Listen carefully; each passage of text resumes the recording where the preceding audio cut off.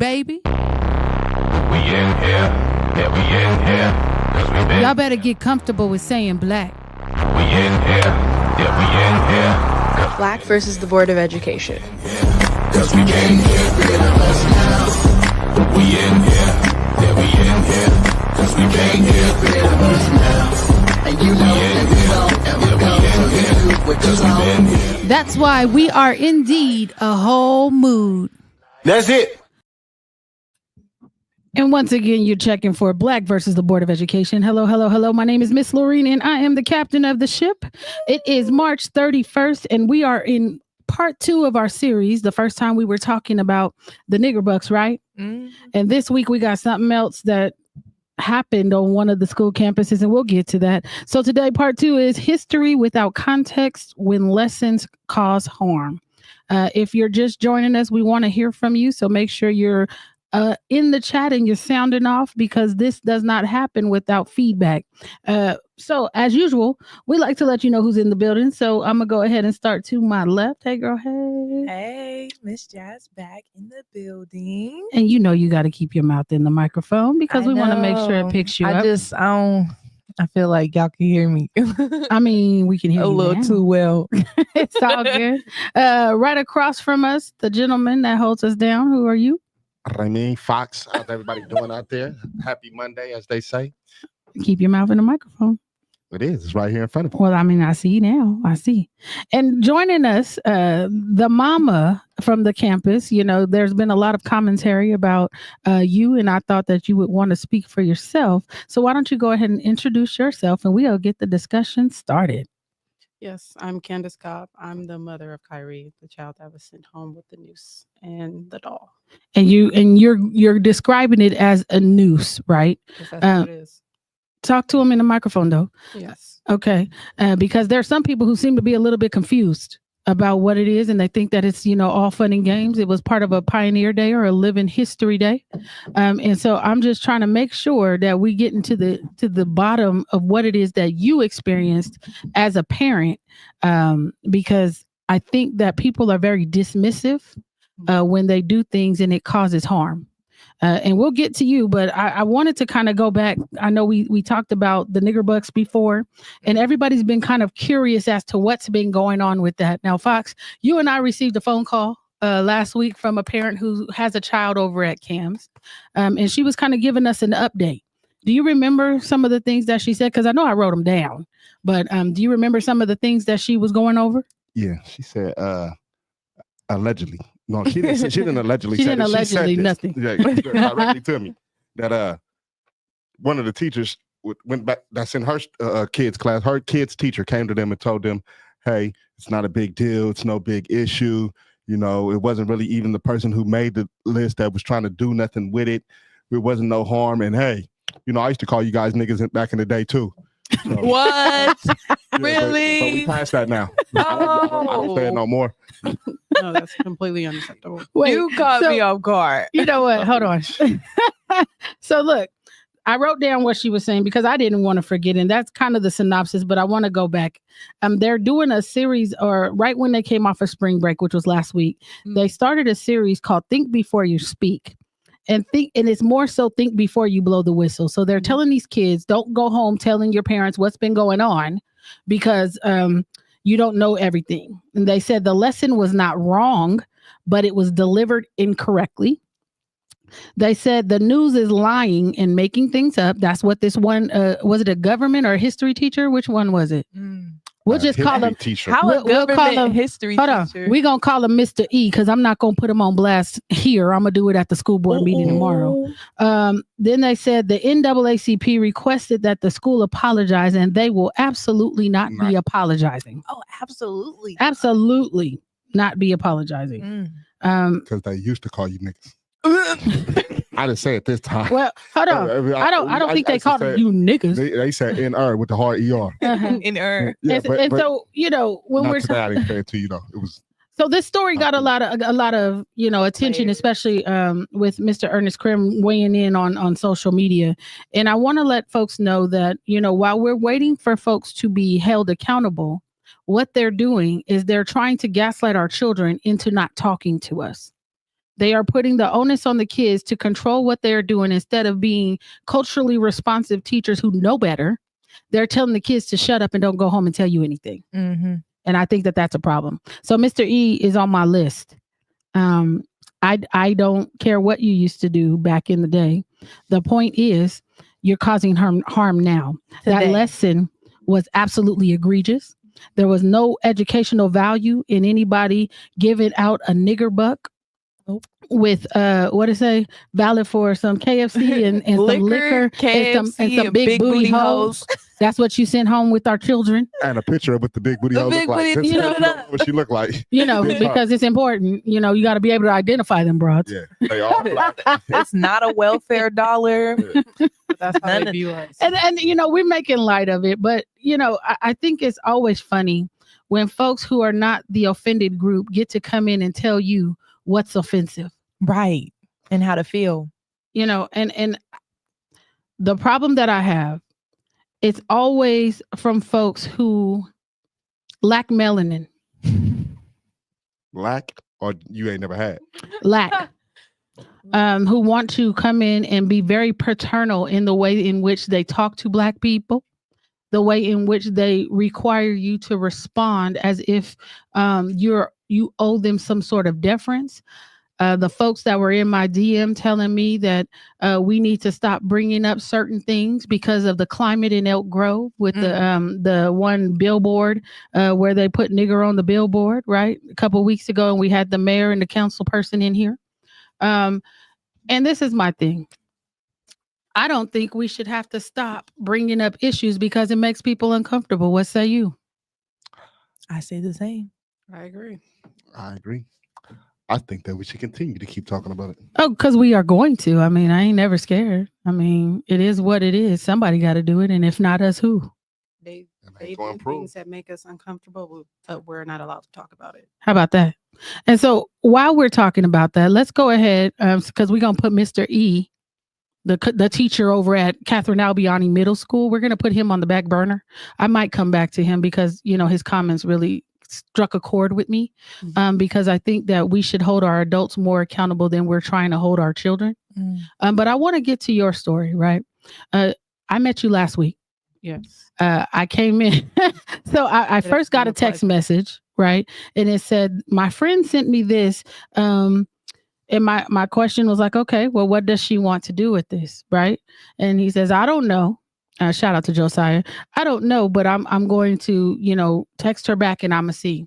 By the time he got back to me, you were already at our office across the way. I'm here.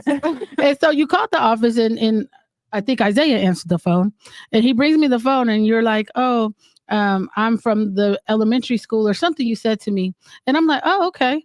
And I don't know what I said to you, but you said I'm here already. Yes. And I'm like, oh, she was quick. Okay, well, let me walk next door. So kind of tell us what brought you here. And then we can go into everything else. So I was looking for help, someone to guide me step by step to figure out how to handle this situation because it was completely unacceptable. So I went to 3 other places and then all led me to like dead ends. Okay. I went to 44th Street. They recommended me to come here, but also I reached out to my friend Josiah as well. Thank you so much. I really appreciate it. And turn your mouth towards the microphone because you trailing away. So next thing you know, I came here. I made that phone call at the door and I've been on the right path ever since. Come on. Now tell us what the issue was that had you seeking help in the first place. Yeah, so on Tuesday, I guess supposedly they did Colonial Day. We never received any text messages. We never received any notices that went home with our children. Nothing. So on Tuesday, he came home. So close to 8 o'clock at night, I set him down at the table, go grab your backpack and everything. It opened his backpack up. It was a brown bag with his name on it. I'm like, okay, what is this? I poured out on the table and it's a noose and a doll. Oh. So me as a mother, I didn't explain it to my child or anything because he has no idea what it is. But I knew the meaning of that. Yeah. And it's completely unacceptable. No matter how you look at it, it is what it is. Like the picture and everything, everybody knows what it is. You can't hide the fact of, okay, we did Colonial Day. This is just a little doll rope we sent home with your kids. No, Right. because you didn't give me any context of anything what was going on that day. You didn't let me know you were doing Colonial Day. You didn't even give me the option to see if I wanted my child to participate in that. So they didn't give you an option to opt out. Exactly. Okay. And so, there's a lot of folks that I've seen some comments, some commentary. Why did you choose to speak to the news about it as opposed to, they said you didn't try to, get clarity from the school beforehand? What would you say to that? The school didn't give me clarity beforehand. Come on, Bob. You gotta give. Yeah. You can't just expect somebody to do something when you're not doing it. No. Okay. And so talking to the news, right? That was a big step, right? Yes. And so what would you say to the folks who are trying to get inside your brain as to why you went to the news? What was your purpose in doing that? To allow people to know what they are doing. You can't hide what you are doing. You have to acknowledge what you are doing. You can't make an excuse for what you're doing after you do it. Well, yeah. And I'm all for that. Shout out to Madison Keevy from CBS 13 who jumped on it right away. I asked Mom what she wanted to do. You guys said you wanted to talk to the news. We text Madison and she was here within maybe 2 hours. Probably less than Probably that. Less than that. So shout out to my girl, Madison Keevy. So I know that after the story aired, the school sent out a letter. Yes. Did they? They did. What they say? Same old stuff, different day. So I'll read a portion of it. It says the purpose of this event was to immerse students in the history of California pioneers. And I think that we need to put an asterisk, white California pioneers, with the emphasis on daily life and skills of people during that time period. Daily life, girl. And it says here are the stations student visited during the event. Pioneer doll making. And I just have to say, that's some material with some ropes on it, but right on. I know that allegedly they used what they had, but nobody was more creative than to just fold up some material and put some ropes on it. Shout out to the pioneers. Then there was a music station, a shipping station, a laundry station, and a rope making station. And I thought it was very interesting. It says students watched 2 docents or whatever that is, this demonstrate the use of a period correct rope machine and twine. I don't know what an incorrect period machine, rope, whatever. Learning about its historical significance. And I'm going to put an asterisk in there because I think it's absolutely wonderful that we want to talk about the historical perspective of what those ropes were used for in terms of Black people. And significance. Thank you. And it says that verbal directions and modeling were provided for the activity. But this is the very interesting part. It says volunteers typically cut off the ends of the ropes when finished. No loops were added to the ends of the rope. So, then that brought up a question. If there were no loops added, what were they cutting off? I need people to lie correctly. It's really like they're playing with your intelligence at this point. So if this activity normally doesn't have loops or anything to cut at the end, how did this Black boy take home a noose and this doll? If there wasn't, am I tripping? Nope. No. So how did that happen? As always, they be playing. And as again, I do not let my son play with dolls. He is a boy. That part right. That's the 3rd time I heard you say that too. Yeah, she told it to the look, man. Well, my boy don't play with dolls. I'm just saying, if you had all these other stations, where are the other materials and why he only came home with a doll and a noose? Right. I see. And then the dolls that they're talking about, students made wooden toys. Where the wooden toy at? Right. That wasn't in the bag. Then it says quill pens. Students practice writing with quill pens, experiencing a method of writing from the past. Where's that at? Where's all that? He got home with 2 things. And so I posted this, the CBS story on my timeline. And I have to tell you, I was flooded with commentary, and I appreciate that. I don't mind people having different opinions than myself. I think that makes for an important dialogue. What I don't like is when people get on my page and tell me how I'm supposed to talk, what I'm supposed to put up, and that I shouldn't always be doing something. And I don't think I always do anything but talk crap. But I shouldn't always be making an issue out of nothing. And so, Tevin, I know I sent you some pictures because I need people to understand what was happening with these ropes back in the day. Because for some reason, Black people, we're always invisible when history is being presented by some folks. And so, you pulling those pictures up for me? I'm gonna keep talking while I'm talking. Okay. Are they up? I want to make sure that people understand what was happening with these ropes and Black people. It is absolutely egregious that we would get a one-sided history lesson taught by all Caucasian individuals and a Black boy go home with a rope shaped as a noose and a doll. And Mama, you was trying to figure out how he plays with it, right? Didn't you ask him to show you how he plays with that? Yes, he said you wrapped around the arms and stuff like that. So, but in our history, we was dragged with ropes and everything. We were hung with ropes. Emmett Till. So it's not okay. Yeah. And I mean, I'm having a hard time because a quick Google search would have did some people some good. When you're talking about pioneer life in California, we have to talk about Black pioneer life in California because the pioneers. There was no Black pioneer life. Actually, there was. That was a life that we tried to go for. And here we still sit today. It says Black pioneer life in California, the gold rush participation. Many Black pioneers came to California seeking fortune and opportunity, particularly during the gold rush. Some worked as independent miners while others provided services such as cooking, barbering, and running boarding houses. Was any of that involved in the Living History Day? No. Okay. Entrepreneurship. Some Black settlers became successful business owners, like Mifflin Gibbs, for instance, who was a prominent businessman in San Francisco who also worked in civil rights advocacy because we can't just do one thing. Right. When we make it, we go back and get others. That's what we're supposed to do. Harriet Tubman. Black Californians established churches, schools, and mutual aid societies to support one another. Newspapers like the Mirror of the Times, published in 1857, gave voice to Black concerns.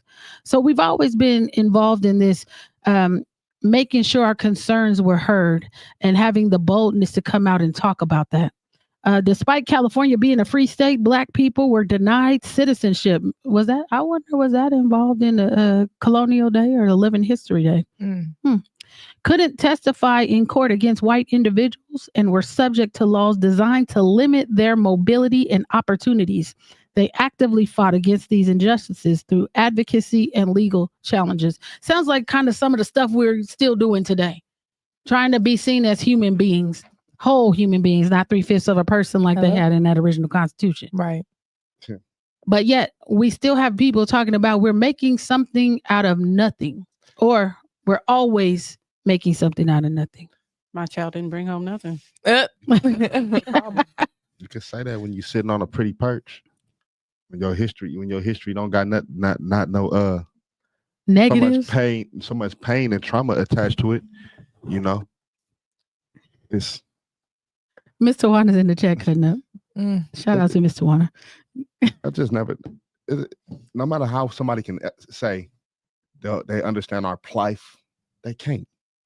It's just like a man trying to say, for me to say, I know what it feels like for you to be a woman. I'll never understand that. Yeah. I can have empathy. Mm-hmm. I'm like, man, go ahead, sister. I see you. But I don't know what a woman body feel like, nor am I curious about it either. I'm not no way, shape, form, or fashion curious about how a woman's body works. Mm-hmm. I'll never be a woman. So with that thought process, if you never cared about us, I know you never will neither. You have no inkling of wanting to know how we feel. Your thing is like, man, don't worry about that. That ain't even happening. It ain't even like that. Be quiet, nigga. I mean, Black friend, athlete. They go on and it's like they totally. Some do it out of ignorance. Mm-hmm. Those are the ones who forcefully do it, spray paint stuff and then run and hide. Yeah, and then or put those little digital signs on the side of the road and then hide their hands. Yeah, and then you got the ones that they just so ignorant to what they do. Yeah, They just so ignorant, and then when you try to educate them up onto the harm of their ways.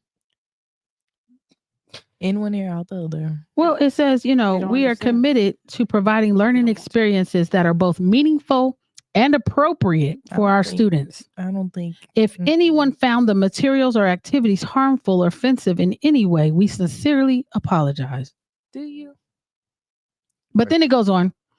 This field trip was an enriching experience that supported our students' understanding of California history, one-sided history, and we are grateful for the partnership with the organization that facilitated it. Now, this is the thing. I'm happy that they're grateful for the organization that facilitated it. Who are they? We still don't know. And why is it being hidden? It's not that I don't believe in a witch hunt. I'm not trying to harm anybody, but I'm trying to understand. And I would like to ask them personally, where are Black people in your history lesson? Or was California just all white? Is that the assumption that you're making? Because I don't like to be invisible. And I don't like our children having to feel as if they're invisible in a lesson that's supposed to help them understand California, where they live. So who are they? Who's the people that did the lesson? Why they disappeared? Like why we can't know who they are? And I again, I'm not trying to solicit any harm to this organization, but I just want to know how tone deaf they really are. If they even ever thought about it. There was one person who got in my chat and she was asking me, she's like, I'm just trying to understand. Help me to understand. And I said, here's a question to ponder. Where were the Black people? What were they doing during this time that you find so much solace? We didn't grow up in this utopian society, you know what I mean, where everything was all sunshine and rainbows. That's not our existence. So to assume that everybody's going to be happy making dolls and ropes because that's what your ancestors did, I find that very problematic. That's your It is. Voodoo looking dolls. Well, I mean, that's what I thought. The first thing I thought. They're talking about they have pins and stuff too. So I don't know. It's like so much stuff pops to your mind when you see that picture. Oh, for sure. Why didn't they think that way as well? Yeah, they had to. There's no way. No, I don't think I don't think they thought at all. And Josiah is absolutely correct. He's in the chat. Representation is critical. You can tell there's none of us on that at the table coming up with these lesson plans because because the amount of people that weighed in on the picture, I put no commentary to it. I asked a question. If your kid came home with these two items, what is the first thing that comes to your mind? I didn't add any commentary. And then the second thing I did was post the news story. I hadn't added any commentary. However, me posting it was me making something out of nothing. And I remember texting you and said, hey, come talk for yourself. I don't want to talk for anybody, although I can. I thought it was important that people hear directly from you because you were actually the affected party, right? Yeah. I can look at it and have a problem with it, but I'm not dealing with the residual effects of it. So as someone who is dealing with it, because on the news, you actually broke down crying. Yes. Why did it trigger that emotion for you? Because at the same time, they didn't put any thought into it. Or even if they did, you should have seen the bigger picture of it. Nobody seen it. I seen it as soon as it hit my table. Yeah. My son's name was on a brown bag with a noose and a doll.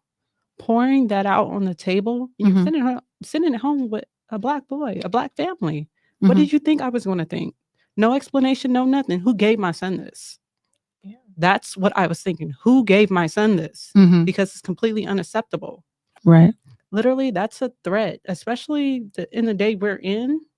You can't turn a blind eye to that. Right. And for a generation of women who fought so hard, and you brought up an important name, Harriet Tubman, who went back as well to go get Black men. She saved a lot of Black women, but she went back and got a lot of Black men. Sister's been fighting for brothers for a long time. So, and when I think of her and the empathy to her, here I am, a mother who's raising a Black boy in a city, in a state, in a generation where racism still exists, and we coming up out of pandemics, cop shootings, gang bangings, and all the other things. So boom, here I am. You're this mother, you had this baby, and you think, what can I do to do something different to save my black boy? Yeah. Right? Well, how can I make sure if he don't play basketball, how can I make him an engineer, a banker, something? No mother looks like, how can I kill him? You know, you're trying to push him forward to be the best black man you can. She's taking him to school. Boom, I drop him off to y'all. Yeah. When you as a mother or father, I come home and I dump this out my bag. It's looking like a death threat. It's traumatizing. It's this voodoo doll. It's this rope. It's this. What are you saying to my child? Yeah. How do you value him? What are you saying to me? What kind of threat is this? What's going on here? Is a rock about to come through the window? And you have to wonder these things, not because I'm being paranoid or like the lady said in your comment, why you always making something out of nothing? That was a man. No, a man. Oh. But it's not the fact that I'm always making something out of nothing. Y'all always doing something. Right. Exactly. Stop doing stuff. Straight up. Y'all always doing stuff. And the stuff they do is harmful and, Right. and it has rippling effects that last long. You gave something to a little boy who boom, then his mother seen it, then his grandma seen it. Grandma was down here mad. Then we seen it. Then it's nobody that seen it thought nothing no different. It's just like, oh, that's cool. And this is all before we found out how you supposed to play with it. That didn't help either. But still, just looking at it, how are you supposed to play with these two items? If you're sending kids home, how are they supposed to play with it? But he I supposed just want to jump know rope. if anybody else got a looped rope besides your son. Exactly. Because everybody's playing dumb. Oh, we don't know how that volunteers are supposed to cut off the ends of it. Okay, the ends didn't get cut off. So are you insinuating this baby put the loops in the rope? That is an insult to injury. Like, no, that is unacceptable. You can't say, hey, my son was supposed to cut this off. Where was the adult at? Didn't an adult make it? Exactly. A man made it. Like my son said, a man made that and gave it to him. Put that picture back up. The picture you put together. So you can't say, oh, volunteers were supposed to cut it off. Okay, so which volunteer? There's a lot made of that men for in my this son? picture. There's a lot of women in this picture. There's a lot of trauma in these pictures. Matter of fact, this one in the middle, he was hung with a rope that looked like the rope that your baby brought home. When it says that we're making something out of nothing, and you see all these men hanging from the tree, there was a song called Strange Fruit. And I'm just so confused as to how we got to this point where adults can feign ignorance and the parents are blamed for having a problem with what came home when they had no idea something was happening on the campus in the first place. Get uncomfortable. Look at the pictures because that's our existence. That's what's happened to Black people. And you had the audacity to send a rope shaped as a noose home with a 10-year-old. Get uncomfortable. Our children have to be uncomfortable all the time because they are faced with an 84% white teaching force who doesn't understand the unintentional harm or the intentional harm that they can cause with these bonehead ass freaking lesson plans. I need people to get real. How does a lack of historical and cultural awareness in lesson planning contribute to unintentional harm? Because you don't really know our history like that. And they ain't had to learn. You only thing they be knowing, they be like, okay, some Black folks enslaved, but then you know what? Sorry, you know what pisses me off even more? They put those pictures in black and white like it was that long ago. That part. Like I need people to stop playing. That part. But go ahead. I'm sorry, I didn't mean to cut you off. I'm just in my feelings right You now. can Google it right now and find recent ones. But the point is, they sweep our history under the rug so much that they've never had to look at the true nature of what it was. Because the true nature would be like, just like you can trace us back to our lineage and say, hey, my grandfather was a slave. Not my father, but my grandfather was. For sure. Right? For his age group, that would be your grandma, who you sit next to, that was beating him. They don't want to admit that. No, my grandma's not like that. No, my father would never rape no woman. No. All those mixed babies in our family, no, they didn't come from none of my grandfathers was raping up in it. They don't want to admit that. Mm-hmm. You know, it's a ugly truth because everybody wants to be proud of their lineage. I want to be proud of my lineage too. I want to be proud of my nephew, my grandfather, my great grandfather, whoever. You know what I mean? But the only way that they can be proud is either just go out like the KKK and just full on accept it. This is what we is. We was just eating the other day at a place. They came through this big old Trump rally too. They looked so silly. I mean, but it's a dog whistle, right? They Right. want you to act up. They want you to have a response and a reaction to it. They are so used to Black people responding emotionally, right? Going off and not really thinking through what could actually happen. They're so used to us just coming in, being pissed off for the moment and then going away. Exactly. But And that's sort of like what I was going through. Like, I kind of just shut myself off to them because them it's meaning the school. the school, Mhm. the people who keep trying to reach out to me, because it's mentally disturbing. Like, you can't just do something and then it's a sorry. Yeah. It's a sorry doesn't make up for it. Mm-hmm. Sorry does not make up for the nights that I lost sleep. Sorry does not make up for the mental, the traumatizing. Like, every time I think about it, it's very disturbing. Every time I think about what they did, makes me want to cry. Every time it's brought up, my Yeah. head gets full. Yeah. Like, it's to where I want to just go into a dark room and just shut off all the lights because everything disturbs me. Yeah. So just going through it, Mm-hmm. you never really, like, you hear about everybody going through stuff like, oh, okay, this is racist. But when it happens to you, Mm-hmm. it's completely different. It's Yeah. like sometimes you just want to shut down, but you can't Mm-hmm. because it's happening everywhere. People need to know what's going on. Mhm. And they delivered this through my child. Yeah. That's not okay. It's not. It's not. And we're not going And- to allow And guess them what? It's to do that. where, what did they say? What did he say? We're trying to turn nothing into something. Mm-hmm. Nothing for whom? Exactly. Because it was something to me. And you're validated in the way that you respond. And But it was nothing to him.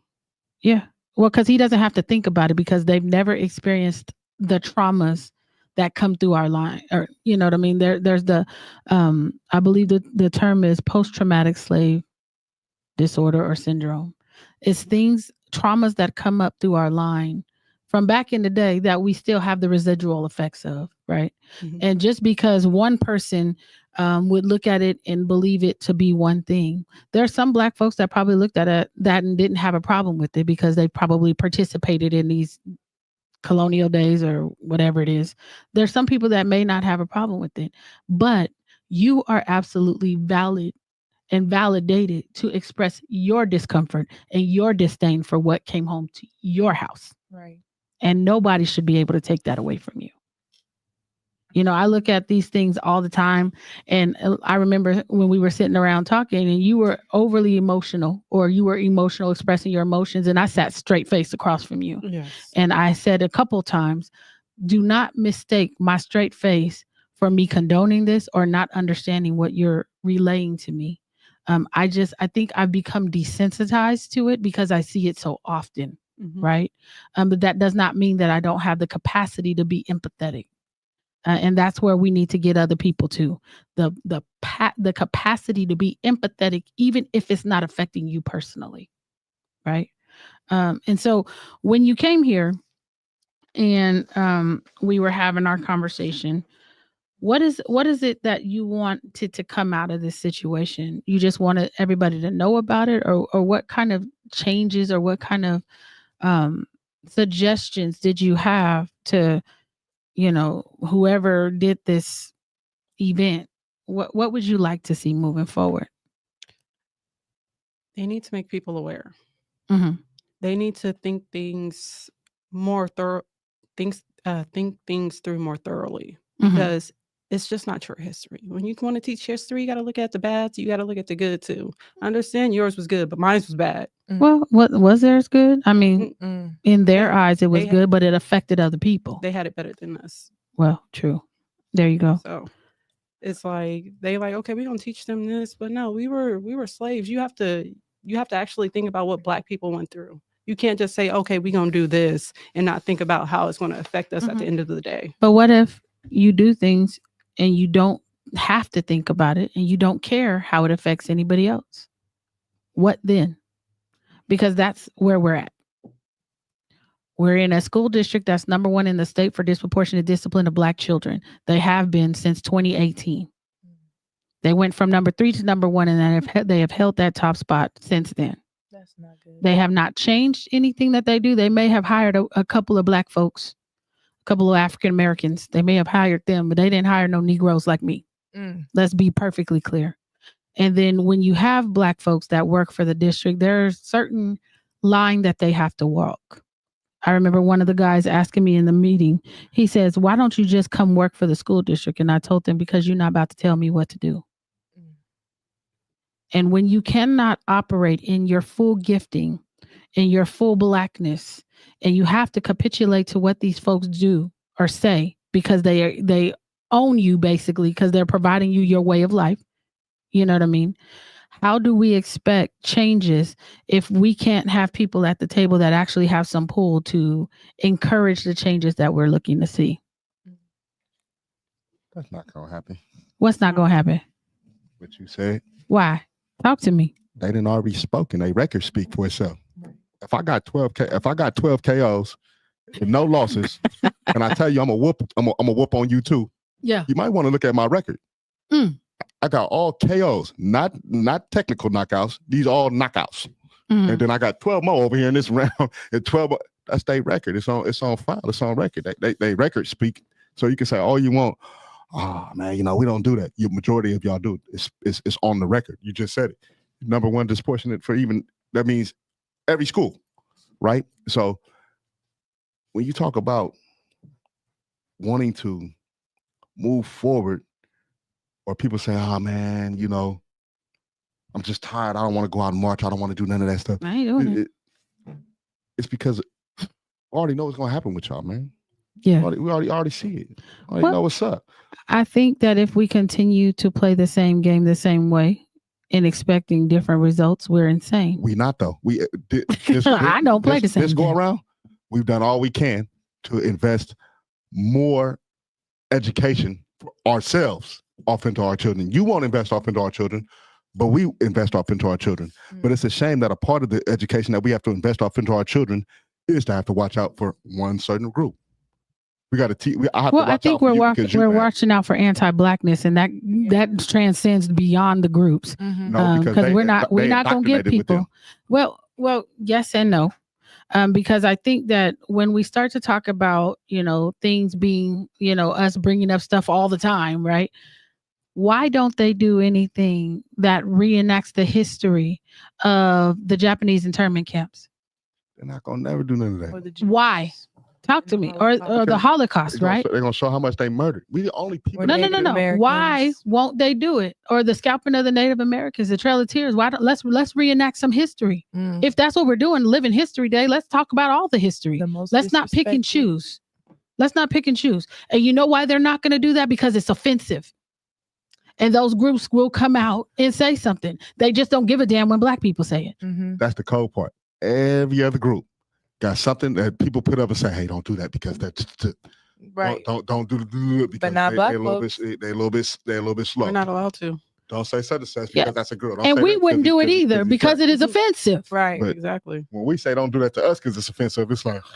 But we're more considerate. Man, that ain't offensive to y'all. It's just, y'all always bringing up stuff. Right. Yeah. That was bringing up 400 old years stuff. ago.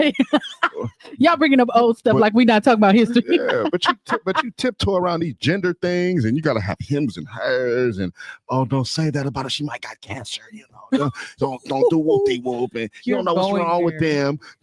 But for us, man, don't get your chicken waffle eating that. Come in here talking about you. All this watermelon. You know what I'm saying? You've been working here 10 years and you want to raise. Chicken waffle. Y'all better take them nigger bucks and go somewhere and spend them. Oh my. The y'all liquor here complaining. KFC. Y'all better be glad we even talking about y'all, period. You got a whole race full of hostile white dudes. And then you got a whole, and then on the internet, you got your women, your prized women. You got a whole internet full of Karens. They show you what they do. They just come up and spit on you. for no reason. Today, in today's day, they come up. That's speaking how you feel. Well, I mean, but They listen. come and spit and say, "I'm gonna call the police on you, nigga." But listen though, we've consistently given white women a pass. We think that the biggest group that benefited from DEI was white women. Mm-hmm. And we allowed them because we thought that they had some sort of care likeness to us, not skin wise, but as gender wise, right? Woman roles. We thought that we had something in common because we were all women, right? But then I read this book called "They Were Her Property," and those property rights to slaves transferred to those white women from their daddies. Their husbands married them. They had those slaves, and the slaves brought the money, which was the value. The man could come in with no value. His woman had value because of the slaves her daddy passed down to her. And so when we're talking about they were her property, there's a lot of women walking around, and men too, who continue to talk to Black people like we're your property. And that's a problem. You talk to our children like they're your property. You in these classrooms, Black people come on campus to help you, and you talk down to Black people because you know more about Black kids, allegedly. Right. And then I have to look and listen to parents who come into contact with these individuals who know everything about our children, but didn't raise their own children during slavery. Oh, I got to go back and forth with them about the right way to approach our families and our children. But I'm supposed to apologize for it? I think not. I won't be doing that. Learn something. You don't know everything. If I'm looking at the type of events you're putting on, you don't know nothing. You know how to continue to perpetuate harm because you've never had to think about anybody but yourselves. Full stop. So I just get mad. And then my blood pressure goes up, and then I start sweating because I think that we're in such a time, and I honestly, although I don't give a whole lot of credence to the Joker in the White House, right? I see that he has emboldened a certain demographic of people. Yep. I'm just waiting for my men to stand up. That's what I'm waiting for. I'm waiting for our response to these schools. Since you don't know how to treat our children, how about we take our children out of your schools? How about we take the power back? No kids at your schools, no ADA for you. Maybe you'll change some of these damn lesson plans and you'll start adhering to the things that we're telling you.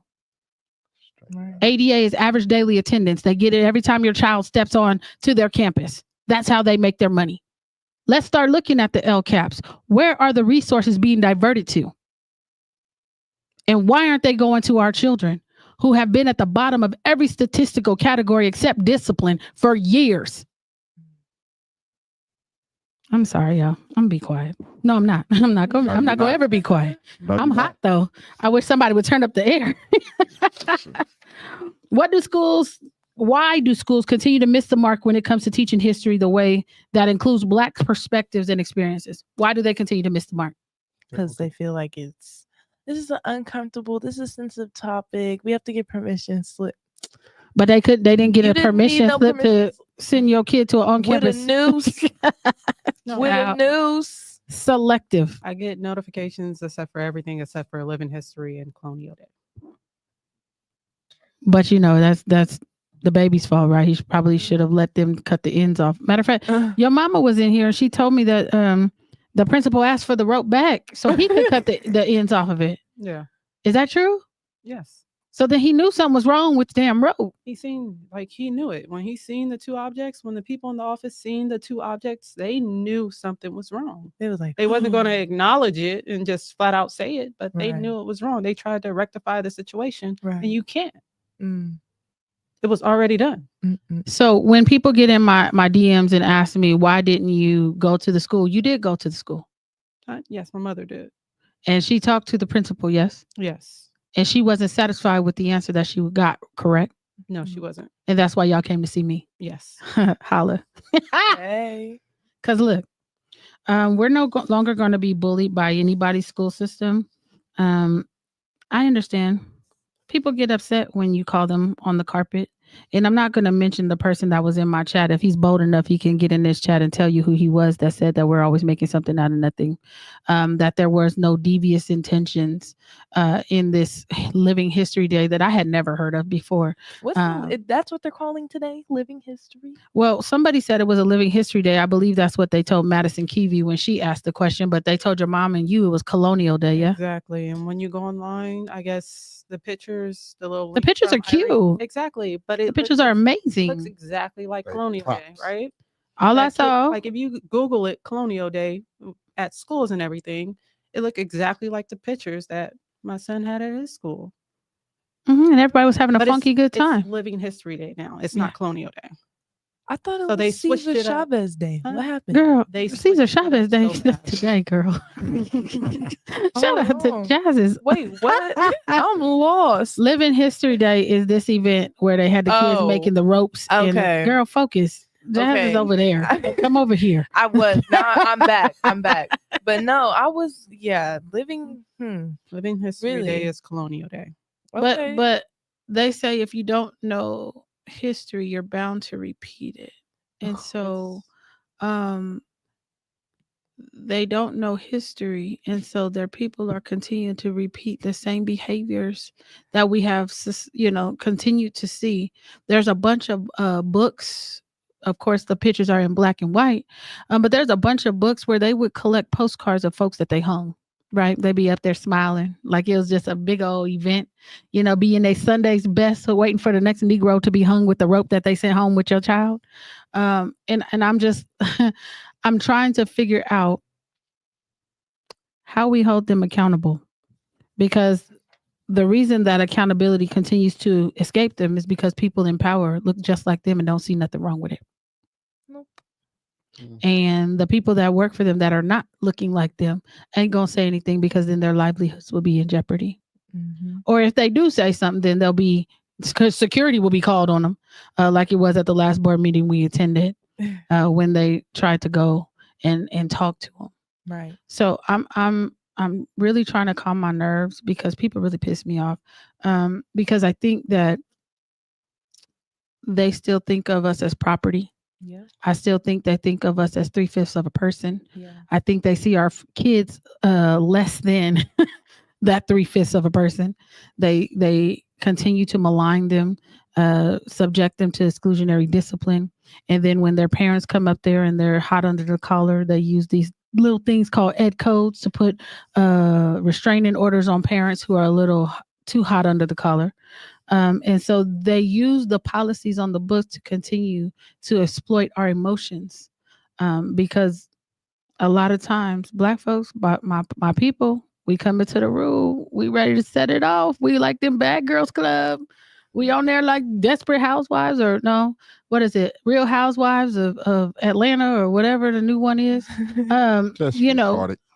We're so emotionally driven, and I thank you for going, your mom for going and keeping her cool, because they like to use that as an excuse to enact different policies.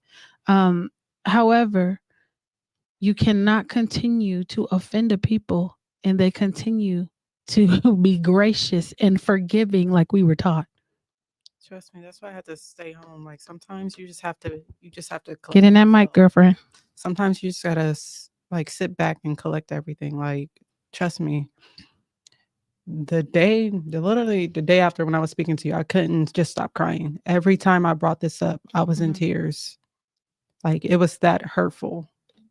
And I'm trying to get to a point where I can literally talk about it and not stumble when I'm speaking, not cry or have this strong emotion behind it, because it's that hurtful. They don't look at it as hurtful because it didn't happen to them. But it's hurtful to my people. It's hurtful to me, my mom, my family. They all viewed it.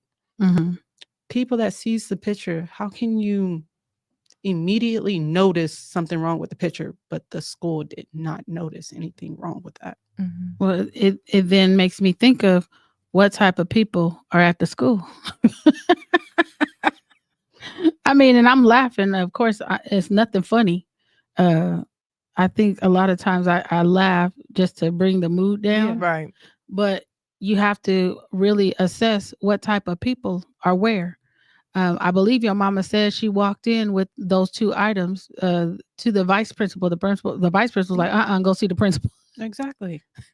So Just passing them. and I feel like some people, they don't want to speak on it Mhm. because they feel like their job would be jeopardized. Of course. So it's like you have to stay silent. If you're working for them, you have to stay silent. You can't speak up. But when I give you my kid, you're responsible for my kid. Right. You're responsible for protecting my kid when he step on that campus. And that's physically and mentally. Exactly. Do your damn jobs. Was you about to say something? Because you sat Yeah. up. Because I just kept pondering the question that you said. How do you hold these people accountable? Mm-hmm. And I was like, man, how do we do that, right? Mm-hmm. But to me, my personal opinion, the answer is you can't. Yeah. You can't hold somebody accountable who's not willing to hold themselves accountable, which means that's why it's going to be continue to be generational racism and that passed down through their genes and through their generations.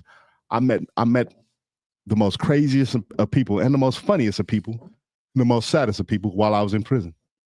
But I know dudes that call my phone. They've been locked up long past what I did. I did 27. There's people that's still in there. Did 32 years and still timing. And you know what they'll look you in your eyes and tell you? They don't care. You can't hold them accountable for what he in there for. I'm like, bro, but you killed I don't care. I ain't did nothing, matter of fact. I don't care. If there's nothing that you can do to make somebody be held accountable for something that they don't care about. If they don't care, they don't care. No prison can do it. No people can do it. Not a soft-spoken person is coming and you saying, hey, listen, da-da-da-da-da-da. So I'll be hearing you talk and I heard you say, I'll drink a white woman tears. Oh. Right? And I loved it when I heard you say that because that's what they do. The moment anything comes, they get hysterical. I don't know how they can cry on the drop of a dime, but they get it in. The moment any level of any type of account, and that skates it off. Oh, and that comes after repeated things, and you backing them into a corner. They're gonna skate That's as much as they can. But if you corner them into a corner, that's how they come out the corner, and it's been working for years. For years. For years, they get up on stage. How many black men got murdered because of them tears? Emmett Till. He was one. How many? Countless. Most of them Negroes hanging from them trees. And guess what the people said? Them tears. When she even came out herself and said, man, Emmett did right me. Right. Guess what Carolyn they said? Bryant. We don't give up. Yeah. We did what we had to do. Mm-hmm. Keep it moving. Good job. So you can't hold them accountable. They're gonna keep passing it down. Their kids gonna keep monitoring and witnessing and do that. So they're gonna keep on with the same behaviors as well. It's gonna be a continuous thing. So us as a people have to be stronger than what I don't want to say our enemy. I'm gonna say anything that stands against our survival, our forward movement as a people, collectively, not as a selfish person, one, as a family, as a unit. Right. Got to be more cautious of what it is we are facing today. And like you said, I ain't coming outside to march nothing. I'm not stepping on nobody car. I ain't marching nowhere. That's over. How? It's a new way to fight this. You don't have to do this. You're gonna have to eat that knowledge up with a spoon. You're gonna have to keep reading these books. You're gonna have to continue to stay within community and within company. We're gonna have to continue to stand up when people come to us and say, hey, this was going on. We have to continue to show, hey, we here in a manner that you can feel it, in a manner that the people can feel it, so that they know, hey, that black love's still alive. It's here. This is what we doing, and this is what we moving with it. Okay. Oh, brother, how I get in? Read this book. Oh, can't we just? Oh, you ain't gonna read? I see what type of Negro you is. Right. Forward movement. Right. Yeah. I don't watch out for no Uncle Toms. I can see them. I'm watching out for that dumb Negro. That dumb Negro gonna be treasonous, and they're gonna get us in trouble. Yeah. And I think that, I mean, I respect that and I wholeheartedly agree. But I feel that I need to make something completely clear. Because we're talking about accountability of folks in the school system, folks will say, oh, well, you guys are divisive. You guys are racist. Check my track record. even though I drink white women's tears because they come into rooms with me after being an habitual offender. They'll come into rooms with me and think that their tears are going to help them escape accountability. I'm in the room for accountability. That does not mean that I cannot maintain friendships over here and hold people accountable over here. And I think that a lot of times they want us to apologize for holding the line. I'm never going to apologize for holding the line. Nope. You got a problem with it? Guess whose problem that is? Not mine. It's your problem. If you need to be checked about the way that you interact with little kids and their parents come to me, you're going to be checked. I'm going to try to be nice at first, but if I have to come back and have the same conversation, we're going to ratchet things up a little bit. So, Catherine Albiani Middle School, I'll be coming to see you again about my twins because you were supposed to enact certain things and it hasn't happened yet. Yeah, nothing. So, I mean, I believe in accountability. White, black, green, Asian, whatever. I'll hold black people accountable too. Never get it twisted. Right. We are all equal. It's just they don't. I don't think we equal. We do need some equity though. Hey. I think that there's a system was built to benefit one particular demographic. And in order to not be seen as prejudiced, they put some other demographics up there with them. Demographics that make sure, test it and try before you get along with us and you know who's the man, right? All right, you with us. You know, but at the end of the day, my hope is that these dialogues these conversations start to open up real dialogues to where people aren't so in their feelings that they don't understand the truth that they're being presented with. Dialogues about how this system was created and why they can't seem to treat Black children with care, compassion, and concern. Dialogues about how Black kids are being forced out of the classroom for the same behaviors their counterparts are exhibiting. How Black kids are being forced into special ed or being labeled emotionally disturbed because you don't know how to deal with them. We have to start having some honest conversations to where people stop being such big babies about it and really come to the table ready to roll up their sleeves and do some work. Until we do that, we're going to continue on this hamster wheel, and I'm going to be meeting you on the other side as you go round and round because I'm going to get my licks in too. Mm-hmm. Straight up. Because I don't understand why we're continuing to play this game. I don't. I got a degree too. Only thing I don't have is a teaching credential, but I'm a community teacher. That means I go learn what needs to be taught and I teach it. That's what happens. I don't care about your reading, writing, arithmetic. I don't care nothing about none of that. How do our children survive in a world where they're not seen as special? That's what I'm looking at. What skills do I need to learn so that I can teach our children some more skills about survival and not just using their hands and their feet to harm or to respond in anger? What do we need to learn to be able to teach? And that's what I'm looking at. And I can't focus on your stupid reading, writing, and arithmetic if I'm in survival mode. It's ridiculous. Y'all got something to say? It's just we're always in survival mode. Like We stay in survival when mode. you wake up, when you walk out the house, because you're Black, you're in survival mode. And because they've never had to, they don't know what that's like. And if you don't know what it's like, pipe down and learn something. You're not the authority over here. You're not the expert over here. Why do I have to continue to tell people that? And instead of them understanding where I'm coming from, they get all in their feelings and want to try to temper me or make me be quiet. No. I'll probably be your worst nightmare. But I'm going to do it with love. Go about it the right way. I'm going to do it with love. Because at some point, we're going to have to get real honest. Yeah. They're already honest. No, I ain't say they. We. We already honest too. Sometimes we They are. honest and we honest. They just honest with themselves and they homes. They look you in the eye and be like, "What? I didn't say that." And then they go home and be like, "You see the look at that nigga's face? Oh, I'm sure, man, look at that other one. What? That nigga, boy.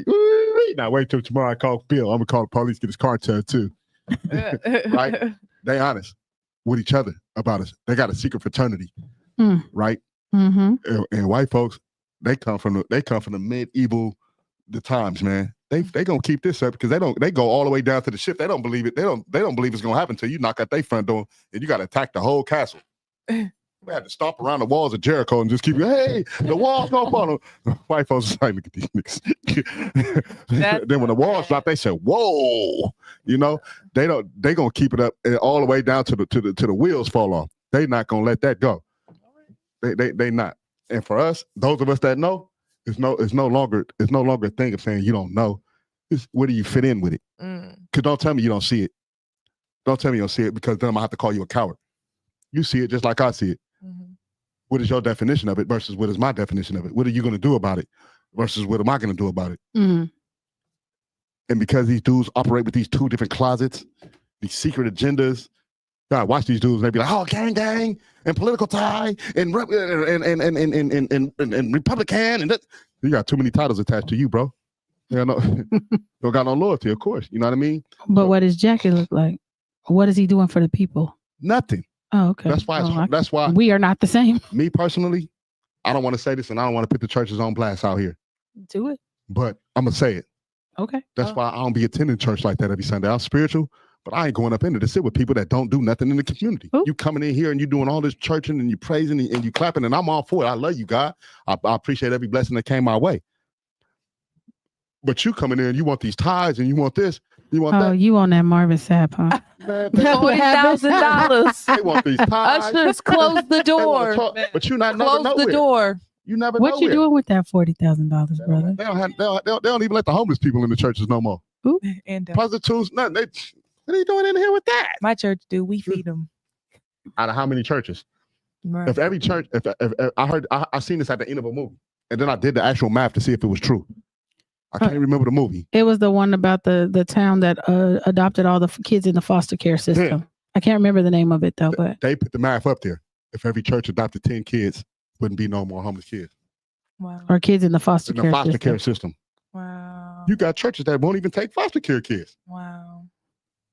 You say F them, but you want me to believe you care about this one. Well, I think that is just like the same thing with regular nonprofits, because the church is a nonprofit, right? Mm-hmm. There are some people who just want to check. And then there's some people who actually roll their sleeves up and get to work. Okay, but that's one person. Everybody in that church ain't paid to be there. So what is you doing?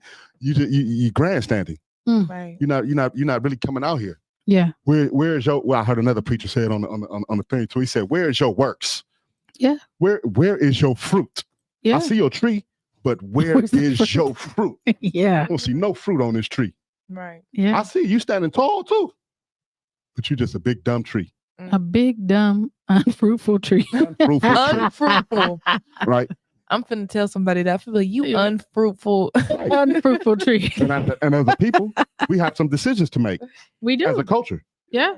How many of these dumb trees we gonna just keep sitting around? Or when do I decide to uproot myself and go pick myself by some smarter trees? The trees with the fruit. Where are we going with the analogy? I'm just saying, man. This is how we push forward. This is how we have people like Melissa in college. Yeah. Come on. You didn't give her $10 million. You gave her what you had. Here. And she appreciated it. How do we help people like you? I didn't go get you in my car. You did. We did the best we can and we met here. I said, hey, we'll fight for it. We got you. We're going to do the best we had. Mm-hmm. But at the same time, why do we keep letting those that ain't doing nothing in the room? To just get the talk? And that is the $1 million question. And some of these black folks just as ignorant as some of these pink people. They come in the room with the same stuff they talking about. Oh, Martin Luther King. Brother, do you know anybody besides Martin Luther King?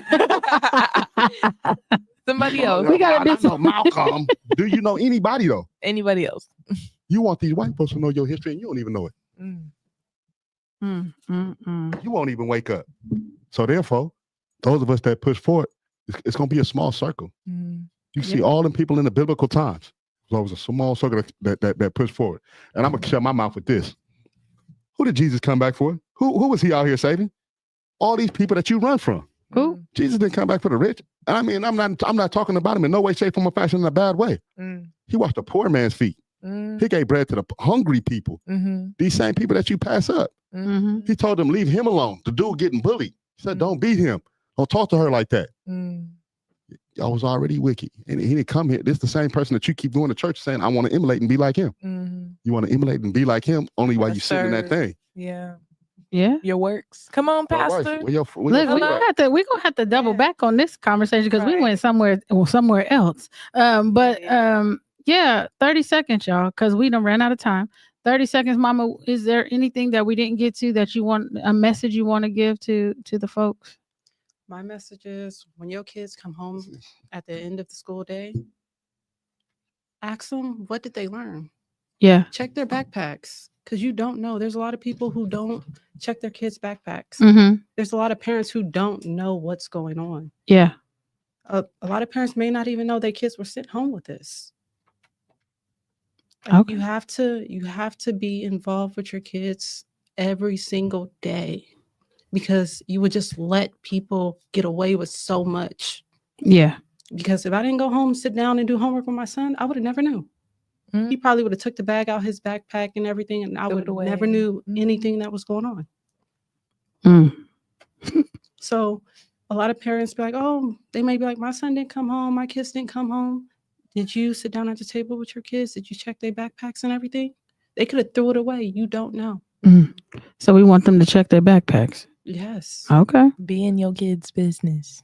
Is that's part of your 30 seconds, or you got something else to add? Be in your kids' business, and don't make it to where your child feels like they're going to be in trouble when they come and talk to you, because if that's the case, and speaking kind of from experience, if I feel as though all of the adults in my life or most of the adults in my life are going to just, oh, I can tell this person, but they're going to tell my parents and I'm going to be in trouble, or, oh, I can't tell my parents, I'm going to be in trouble, and you didn't even do anything wrong, but as a child, something is wrong. Don't let your child sit with that. Don't allow your child to hold that in, especially because your child better than anybody else. Mhm. So if your child is going through something or hiding something or something's wrong, check that backpack, check that phone, ask them what they doing, go be in their space, have them come be in your space. Like, it's just certain things that are going to get to our kids, and they're not going to understand that, but the ancestry in them will feel it, and they won't know how to process that. So be in your kids' business. We are their voice. Mm. What I will say, and I want to be very, very clear to the parents or anybody who will listen to me later on another stream or whatever. Do not allow these adults to punk your children. Do not allow these adults to tell your children what they feel and how they feel is invalid. What they feel and how they feel is making a big deal out of nothing. Be in your kids' face about what those adults tell you on that campus, because we know that we got to give them advance notice before we pop up on their campuses. Mm-hmm. Talk to your children. Figure out why these adults think that they can usurp your authority as the parent and come in and tell your kids what's right and wrong, and when they're asking them to keep information from you. Right. We gotta change this. We gotta shift this narrative. We gotta shift it. Our children are our responsibility. They don't listen to any adults over you. Nope. They come home and they say, yes, mama, yes, mama or daddy, this is what happened. And your job as the parent is to go and check that adult. You don't ever tell my kid not to tell me something. That's how abuse takes place. Mm-hmm. That's how what is that? Molestation takes place. You got adults telling kids to keep secrets from their parents. Mm-hmm. Full stop. We got to get a handle on that. So with that, we're gonna hit you with the peace sign. We'll see y'all next week. Peace.